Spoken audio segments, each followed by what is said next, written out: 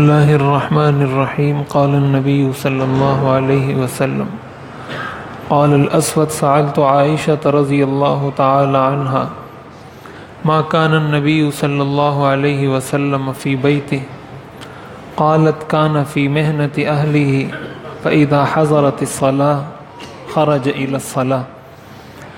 حضرت اسود ابن یزید فرماتے ہیں کہ میں نے حضرت عائشہ رضی اللہ تعالی عنہ سے پوچھا کہ حضور علیہ الصلاۃ والسلام کی گھر کی زندگی کیسی تھی، آپ گھر میں کیا کیا کرتے تھے؟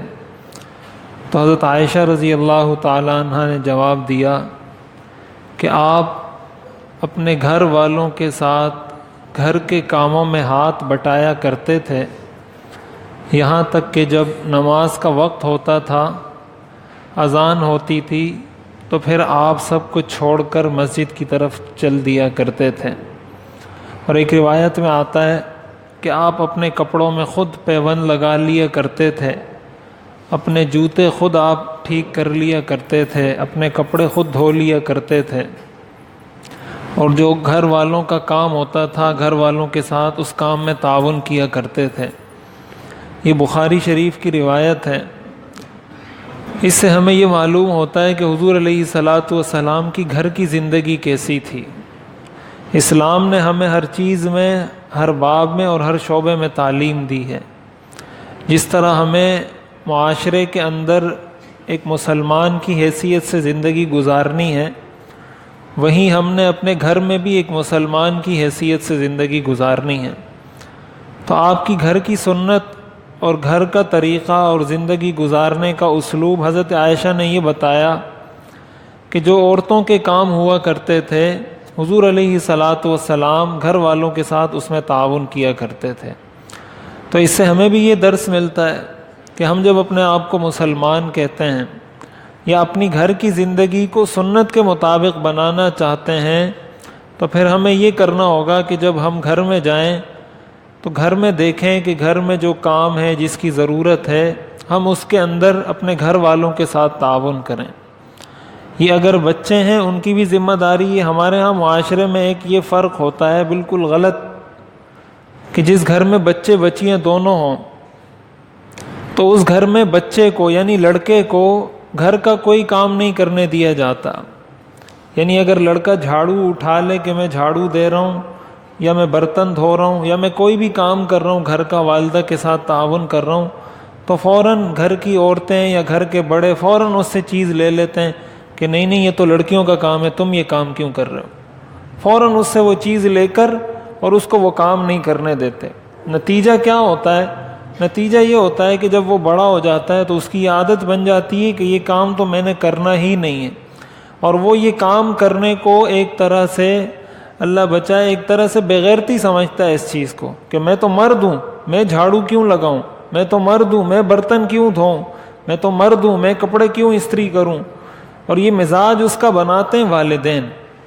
نتیجہ کیا ہوتا ہے؟ نتیجہ یہ ہوتا ہے کہ جب کوئی شخص اپنی والدہ کے ساتھ کام میں ہاتھ نہیں بٹاتا تو اپنی بیوی کے ساتھ پھر کیا ہاتھ بٹائے گا؟ اور اگر بیوی کے ساتھ ہاتھ بٹانے لگ جائے تو لوگ کیا کہتے ہیں کہ والدہ کے ساتھ تو کبھی کام کیا نہیں تھا اور اب بیوی کے ساتھ کام کر رہا ہے۔ تو یہ غلط معیارات ہم نے قائم کیے ہوئے ہیں اچھائی اور برائی کے۔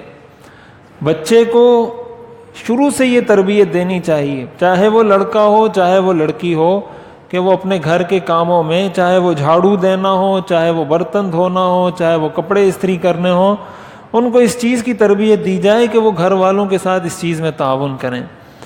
تو بچے کو بھی یہ چاہیے، شوہر کو بھی یہ چاہیے، گھر کے بڑے اور سرپرست کو بھی یہ چاہیے۔ اس سے گھر کے اندر ایک ایسی فضا بنتی ہے جس سے محبت کی فضا قائم ہوتی ہے، ایک ایسی فضا بنتی ہے جس میں سب کو یہ محسوس ہوتا ہے کہ ہم ایک فیملی کے اور ایک ہی جیسے لوگ ہیں۔ یہ جو قائم ہو جاتا ہے نا کہ میں بڑا ہوں، یہ چھوٹا ہے، اس کا یہ کام ہے، اس کا یہ کام ہے، تو اس سے وہ محبت والی فضا قائم نہیں ہوتی۔ تو اس لیے یہ فضا گھر میں بنانی چاہیے، اور اس چیز کو یہ نہیں سمجھنا چاہیے کہ یہ عورتوں کا کام ہے۔ چونکہ ہم نے معیارات غلط قائم کیے ہیں، اس کا نتیجہ یہ ہے کہ جو عورتوں کے کام ہیں وہ کرنے میں تو ہمیں شرم نہیں آتی، ہم دیکھ لیں، ہم اپنی شکل و صورت عورتوں جیسی بناتے ہیں، اس میں ہمیں شرم نہیں آتی. ہم یہ نہیں کہتے کہ یار یہ شکل تو عورتوں کی ہوتی ہے، میں کیوں ایسی شکل بناؤں. آج کل، پہلے لڑکیاں بیوٹی پارلر جاتی تھی، آج کل لڑکے بیوٹی پارلر جاتے ہیں میک اپ کرنے کے لیے. اپنی پتہ نہیں آبرو یہ کیا ہوتی ہیں، یہ بنانے کے لیے، پلکیں بنانے کے لیے آج کل لڑکے جاتے ہیں. تو شرم تو اس چیز میں آنی چاہیے تھی کہ یہ عورتوں کے کام ہیں جن پر حضور علیہ الصلوۃ والسلام نے لعنت کی ہے کہ ایسے مردوں پر اللہ کی لعنت ہو جو عورتوں کے ساتھ مشابہت اختیار کرتے ہیں، اور ایسی عورتوں پر اللہ کی لعنت ہو جو مردوں کے ساتھ مشابہت اختیار کرتی ہیں. تو کاموں کے اندر، اپنی شکل و صورت کے اندر، اپنے لباس کے اندر تو ہم عورتوں کی مشابہت اختیار کرتے ہیں، اس کو ہم فخر سمجھتے ہیں. اور جب بات آتی ہے کہ گھر میں عورت کے ساتھ کچھ ہاتھ بٹا لو تو کہتے ہیں یہ تو عورتوں کے کام ہیں، ہم تو مرد ہیں. تو جب مرد ہیں تو مردوں والے کام جو شریعت نے کہا تھا باہر مردوں والے کام کرو، اس میں تو ہم نے عورتوں والے شروع کر دیے. اور جہاں گھر میں ہم نے کہا تھا کہ یہ مردوں کے کام ہے کہ عورت کے ساتھ ہاتھ بٹائے، اس کو ہم نے عورت کا کام بتا کر اور اس کو اپنی غیرت کی علامت سمجھ کر اس کو چھوڑ دیا. تو یہ بحیثیت مسلمان ہمارا ہر کام میں معیار اسلام ہونا چاہیے، حضور علیہ الصلوۃ والسلام کی سنت ہونی چاہیے.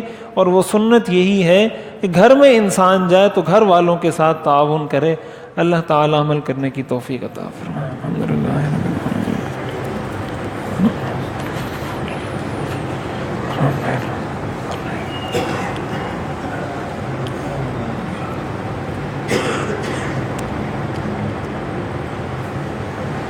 رحمتک یا رحمت.